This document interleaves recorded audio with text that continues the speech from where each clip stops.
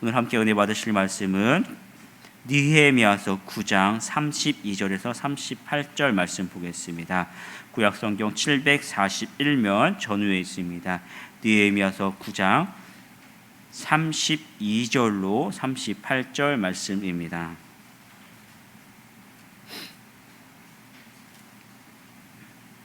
느헤미야 9장 32절에서 38절 말씀 함께 천천히 합독하도록 하겠습니다. 우리 하나님이여 광대하시고 능하시고 두려우시며 언약과 인자심을 지키시는 하나님이여 우리 왕들과 방백들과 제사장들과 선지자들과 조상들과 주의 모든 백성이 아스로 왕들의 때로부터 오늘까지 당한 모든 환난을 이제 작게 여기지 마옵소서. 그러나 우리가 당한 모든 일에 주는 공의로우시니 우리는 악을 행하였사오나 주께서는 진실하게 행하였습니다.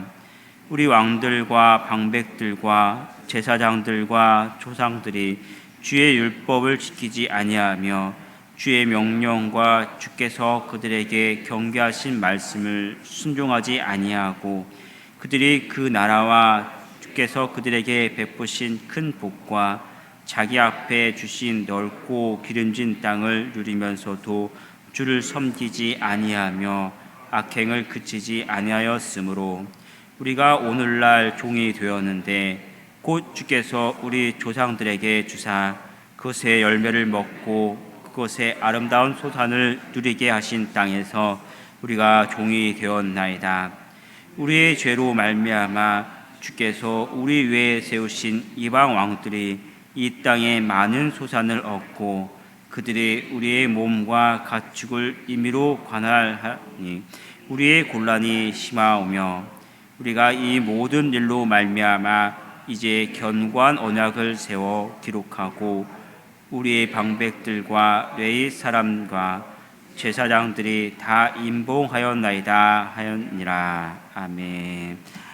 함께 봉독한 말씀을 중심으로 언약의 갱신이라는 제목으로 은혜를 나누도록 하겠습니다. 우리나라 사람들이 싫어하는 나라가 한두 가지 있는데 그 중에 하나가 일본입니다. 일본에 우리 주권을 빼앗기고 원래는 35년이죠. 35년인데 우리가 36년이라고 이제 표현을 합니다. 36년 동안 치욕적인 삶을 살았기 때문에 이 후대에도 계속 그 감정이 남아 있고 특별히 이제 교훈 삼으려고 하는 것이 일반적인 그 역사입니다. 이스라엘 백성들이 성벽 재건 공사를 마친 후에 그 과거 역사를 돌아봅니다. 왜 우리나라가 망했고 또 그동안 우리가 어떻게 살아왔고 또 이제 우리가 어떻게 해야 하는가, 그리고 우리 조상들의 죄를 회개하고 다시는 하나님을 떠나지 않겠다 하면서 이 언약의 이 갱신을 맺습니다. 그것이 오늘 본문의 말씀이죠. 34절에서 36절 말씀 같이 한번 읽어보겠습니다. 우리 왕들과 방백들과 제사장들과 조상들이 주의 율법을 지키지 아니하며 주의 명령과 주께서 그들에게 경계하신 말씀을 순종하지 아니하고 그들의 그 나라와 주께서 그들에게 베푸신 큰 복과 자기 앞에 주신 넓고 기름진 땅을 누리면서도 주를 섬기지 아니하며 악행을 그치지 아니하였으므로 우리가 오늘날 종이 되었는데 곧 주께서 우리 조상들에게 주사 그것의 열매를 먹고 그것의 아름다운 소산을 누리게 하신 땅에서 우리가 종이 되었나이다. 아멘. 이 34절에서 36절 말씀을 보면 이 죄를 고백하는 그 모습을 기록하고 있습니다. 34절에 주의 명령을 지키지 아니하며 또 말씀을 순종하지 아니하고 35절에 보면 주를 섬기지 아니하며 악행을 그치지 아니하였으므로라고 이 과거에 자신들의 그 조상들이 죄를 범했습니다라는 그 모습을 먼저 시작을 합니다. 경계하신 말씀을 순종하지 않고 또 35절에 보면 섬기지 않았고 악행을 그치지 않았다. 마치 이 과거를 되새겨보고 이게 문제였구나 하면서 그 조상들의 죄에 대해서 조목조목 고백하는 그 모습이 34절에서 36절의 말씀이죠. 아이들이 뭘 잘못했으면 엄마가 아이들에게 뭐 잘못했어, 뭘 잘못했어 하고 자꾸 그 다쿠치는 모습을 봅니다. 물어보는 거죠. 물어보고 몰라서, 엄마가 그것을 몰라서 물어보는 것이 아니라 아이가 그 입으로 시인하는 것을 이제 원하는 것이죠.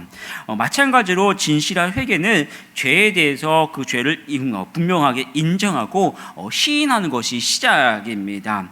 우리가 1903년에 원산에서 몇 명의 선교사님들이 그 사경회가 있었습니다. 1903년이죠.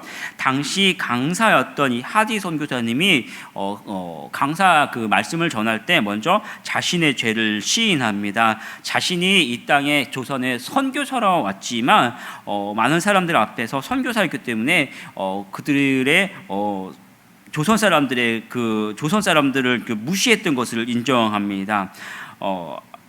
그러면서 이제 눈물을 흘리면서 그 죄를 고백하는데요. 이런 것들이 1907년에 평양 대부흥으로 이어졌습니다. 대부흥 당시의 기록들을 보면 성도들이 죄를 고백했는데 서로 원망했던 것과 다투었던 것, 또 횡령과 또 절도, 강간, 살인까지 성도들이 고백을 했습니다. 이렇게 교회 앞에서 이 자리에 앞에 나와서 자신들의 이렇게 죄를 고백하는데 어디까지요? 강간과 살인까지 고백했다고 했습니다. 그때에는 그러한 죄들을 걸리면 그냥 자신이 조용히 숨기고 있으면, 안 걸리면 그만이었던 그런 때였지요. 그런데 복음이 들어갈 때 사람들이 죄를 인식하고 고백하고 돌아서서 다시 범죄하지 않는 것이 이 회개 운동이었습니다. 당시 조선의 성도가 약 7만 명 정도로 인구의 한 1%가 안 되었는데, 이 회개 운동 대부흥 이후에 급속도로 성도들이 성장하게 되었고, 1919년 3.1 운동 당시에 전체 인구가 2천만 명 중에 기독교 인구가 20만 명, 9만 명에서 20만 명 거기까지 그렇게 늘어났습니다. 늘어서 독립운동에 기독교인들이 크게 이제 기여하게 되죠. 죄에 대한 분명한 인식과 회개가 있을 때 하나님의 복을 받고 성도들이 은혜를 누릴 수 있는 것이죠. 37절에서 38절을 말씀해 보면 죄를 먼저 고백했을 때 이제 이 백성들이 죄에서 돌아서게 됩니다. 먼저 34절에서는 조상들이, 또 35절에서는 그들의 죄라고 인정을 하는데 이제는 우리라고 고백을 합니다. 37절, 38절 말씀 같이 읽어보겠습니다. 우리의 죄로 말미암아 주께서 우리 위에 세우신 이방 왕들이 이 땅에 많은 소산을 얻고 그들이 우리의 몸과 가축을 임의로 관할하오니 우리의 곤란이 심하오며, 우리가 이 모든 일로 말미암아 이제 견고한 언약을 세워 기록하고 우리의 방백들과 레위 사람과 제사장들이 다 임봉하나이다 하였느니라. 앞서 34절에서 36절 말씀을 보면 계속 그들의 죄였죠. 조상들의 죄였습니다. 조상들이 죄를 범했고 그것들을 고백했는데, 이제 오늘 말씀에 보면 37절에 38절 말씀이면 우리의 죄로 말미암아 우리가 죄를 범했다라고 고백하죠. 그리고 38절에 보면 계속해서 우리라는 단어를 강조를 하고 있고, 38절에 보면 우리가 이 모든 일로 말미암아라고 기록을 합니다. 조상들은 조상들이고 나는 나다, 그런 것이 아니라, 조상들의 죄니까 조상들의 죄고 나는 나다, 그런 것이 아니라 조상들의 죄이기 때문에 우리의 죄라고 같이 끌어안는 그 모습이 오늘 37절에서 38절 말씀이죠. 마치 자녀들이 잘못을 하면 부모가 야단을 계속 칩니다. 그리고 그 야단을 친 후에는 뭐라고 이야기하면 우리 앞으로 이렇게 해서는 안 되는 거야 라고 엄마가 그렇게 우리라고 표현을 하죠. 그것이 뭡니까? 너 내 잘못이야가 아니라 같이 부모가 네가 잘못했지만 이제부터는 그것을 잘못 가르친 나도 있다 라며 하면서 같이 책임을 공감하는, 책임을 짊어지는 그 모습이 우리라는 단어이지요. 동시에 이제는 그 죄에서 돌아서기로 결단하는 것입니다. 그래서 38절을 보면 우리가 이 모든 일로 말미암아 이제 견고한 언약을 세워 기록하고 그 내용을 기록합니다. 그래서 언약이라는 말을 일반적으로 성경에서 보면은 이 언약이라는 단어를 베르트라는 단어를 쓰는데, 유독 여기에서는 딱 성경에서 딱 한 번 나오는 아마나라는 이 단어를 사용합니다. 그리고 방백들, 레위 사람들 역시 제사장들의 이 언약의 책에 임봉을 하게 되죠. 뭐냐면 우리가 반드시 지키겠습니다 하는 그런 자신들의 어떤 굳은 의지를 이 단어에서, 또 이 부분에서 표현합니다. 회개는 돌아서는 것이죠. 돌아서는 것.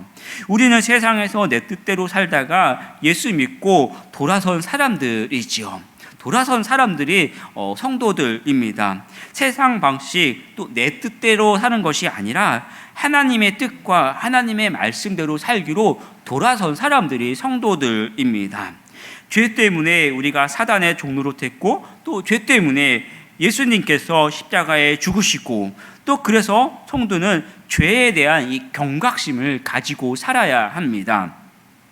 언젠가 제가 설교를 하다가 그런 이야기를 한 적이 있습니다. 새벽에 죄라는 것을 이야기할 때, 새벽에 우리가 급히 오다가 보면 운전을 하고 급히 오다가 보면 빨간불에 걸렸어요. 너무 급하게 빨리 와야 되는데, 그럴 때 제가 그때 뭐라고 이야기하냐면, 그럴 때 마음도 급하고 아무도 보지 않는데 살짝 건너가기도 하지 않느냐라고 이야기했습니다. 그게 뭐냐면은 사람들이 다 아무도 보지 않는 상황 속에서는 뭐 그렇게도 대부분 그렇게 한다는 것이죠. 그런데 나중에 담임 목사님이 뭐라고 말씀을 하시냐면, 그건 잘못된 거다, 이렇게 말씀을 하십니다. 보지 않아도 그렇게 하면 안 되는 것이고, 강단에서 그렇게 설교를 했다면 틀림없이 회개를 했습니다라고 고백을 해야 한다라고 가르쳐 주시더라고요. 그렇죠. 사람들은 보지 않으면 그렇게 행하기도 하지만 그렇게 했다고 끝나는 것이 아니라 그 후에는 반드시 회개를 해야 합니다. 그것이 맞는 것이죠. 회개했다라는 말도 해야 하는 것입니다. 사소한 것도 죄의 길을 걷지 말아야 하는 것이죠. 그러나 혹 연약하여서 넘어질 때는 우리의 죄를 위해 죽으시고 회복시키시는 예수 그리스도의 은혜를 붙잡는 것도 역시 성도가 해야 하는 것입니다. 그 길을 걸어야 하는 것이죠. 그리고 이 말씀을 보면 32절에서 33절을 보면 치셨으나 회복시키시는 그 하나님의 모습을 기록하고 있습니다. 32절 38절 말씀 같이 읽어보겠습니다. 우리 하나님이여 광대하시고 능하시고 두려우시며 언약과 인자심을 지키시는 하나님이여, 우리와 우리 왕들과 방백들과 제사장들과 선지자들과 조상들과 주의 모든 백성이 아스루 왕들의 때로부터 오늘까지 당한 모든 환난을 이제 작게 여기지 마옵소서. 그러나 우리가 당한 모든 일에 주는 공의로우시니 우리는 악을 행하였사오나 주께서는 진실하게 행하였습니다. 조상들이 순종하지 않아서 환난을 당하고 오늘까지 고통을 겪고 있습니다. 그런데 33절을 보면 이것을 하나님의 공의라고 표현하죠. 공의가 무엇입니까? 잘하면 복을 주고 죄를 범하면 벌하는 것이 공의이죠. 잘못했는데 그냥 넘어가면 죄의 무서움을 모르고 또다시 그 죄를 범죄하게 됩니다. 그래서 반드시 죄값을 치러야만 하죠. 죄의 삭은, 성경을 보면 죄의 삭은 사망이라고 표현합니다. 그래서 조상들이 불순종해서 오늘까지 죄값을 받고 있습니다. 그런데 하나님의 공의는 거기서 그치지 않고, 비록 범죄로 치셨지만 어떻게 하십니까? 깨닫게 하시고 그 후에는 반드시 다시 싸매어 주시고 회복시키신 것이 하나님의 그 공의의 모습입니다. 느헤미야는 그런 하나님의 언약을 붙잡고 다시 우리를 회복시켜 달라고 기도합니다. 그 회복의 모습을 예수님이 어떻게 표현하셨습니까? 아버지께서 살아 있을 때 유산을 달라고 한 아들이 있었지요. 이러한 아들은 세상 사람들도 욕하는 그러한 아들입니다. 고대 사회에서는 아버지의 이 권위가 강했기 때문에 이런 아들을 죽이는 것이 통상적인 모습이었습니다. 용서하긴 어려운 그 아들 자녀이죠. 그런데 아버지는 언제 돌아오나 계속해서 지켜보다가 돌아올 때 어떻게 합니까? 달려가서 그 아들을 끌어안습니다. 굉장히 냄새가 났겠죠. 그런데도 끌어안습니다. 그리고 입을 맞추고 그 후에 옷을 갈아입히고 또 반지를 다시 주고 그것도 모자라서 많은 사람들을 불러다가 잔치를 베풀어 줍니다. 그건 거지의 모습이 아니라 부잣집 아들의 모습으로 온전히 회복시켜준 그 모습이죠. 회복의 모습입니다. 느헤미야는 나라가 망했어도 온전히 회복시키시는 이 하나님을 붙잡고 이 기도를 합니다. 우리가 연약하여서 혹 넘어질지라도 일으키시고 온전하게 회복시키시는 그 하나님을 붙잡고 하나님의 은혜로 살아가는 또 주님의 유업을 누리는 우리 성도들이 되기를 축복합니다. 기도하겠습니다. 아버지 하나님, 느헤미야가 이 성전 공사를 마친 후에 다시 한번 주님의 그 언약을 바라보면서 조상들의 죄를 자신들의 죄로 끌어안고 진실하게 회개하고 또 돌아서서 이제는 하나님 앞에 회복시키시는 그 하나님 앞에 다시 한번 이 언약의 그 갱신을 하는 모습을 우리가 돌아봅니다. 하나님, 우리도 또 세상에서 살아가며 때로는 하나님을 부인하고 또 돌아서기도 하고 또 때로는 여러 가지 모습으로 죄를 범하기도 하지만 하나님, 그러한 모습으로 그치는 것이 아니라 다시 한번 우리를 회복시키시고 복 주시는 그 하나님의 모습을 바라보며 하나님 앞에 신실하게 살아가고 또 주님 안에서 항상 하나님과 동행하는 저희들 되게 하여 주시옵소서. 세상에서 세상 방식대로 살아가는 것이 아니라 항상 하나님의 말씀을 붙들고 순종하며 하나님의 뜻대로 살아가고 또 하나님의 주시는 그 은혜와 복으로 살아가는 저희들 될 수 있도록 주님 붙드시고 축복하여 주시옵소서. 감사드리며 축복하며 주 예수 그리스도의 이름으로 기도하옵나이다. 아멘.